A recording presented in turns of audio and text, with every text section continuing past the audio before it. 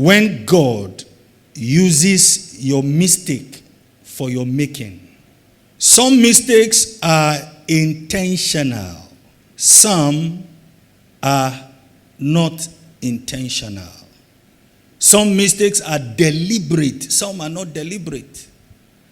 But God can use our mistakes for our making.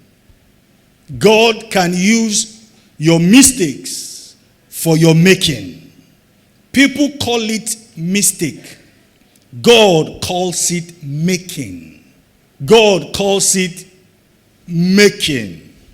That's why when people reject you, don't turn to another person, turn to God. People call it mistake. God calls it making. God can use anything to showcase his sovereignty in our lives. God can use anything to showcase his sovereignty over our lives. Anything. God can use anything. God can use a guy's baby to achieve anything.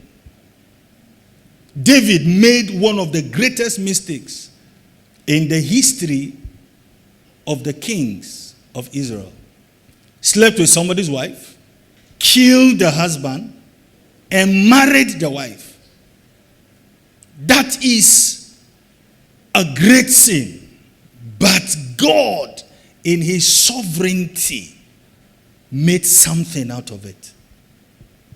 People are quick to judge, but God is quick to forgive. People are quick to judge, but God is quick to forgive. You don't know actually people who love you until you falter. People can leave you right now when you falter. People can speak ill of you right now when you falter. But God is quick to forgive. Psalm 103 verse 2 and 3. Psalm 103 verse 2 and 3. Bless the Lord, O my soul, and forget not all his benefits. What are these benefits? Verse 3. Who forgiveth all thy iniquities, who healeth all thy diseases. People are quick to judge, but God is quick to forgive.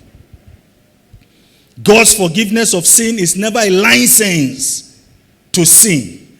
God's forgiveness of sin is a proof of the value that God placed on the finished works of Christ, which accomplished salvation and reconciliation with God for humanity.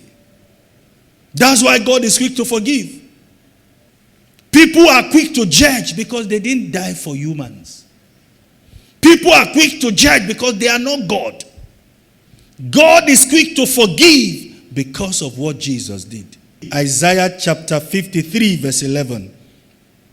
He shall see of the travail of his soul and shall be satisfied.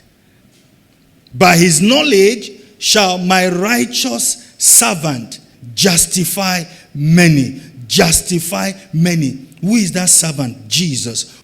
For he shall bear their iniquities. I tell you, we are full of iniquities. Even the fact that we have been redeemed, some of us are still enjoying certain degree of iniquities, which you shouldn't be enjoying.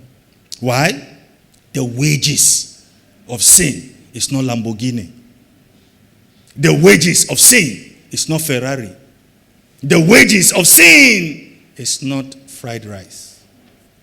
The wages of sin is not pizza. We all would have been committing it. Just sin and they give you Lamborghini.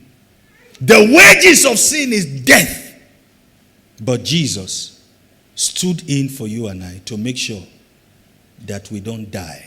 For God so loved the world that he gave his only Son, that whosoever believe in him should not perish, but have everlasting life.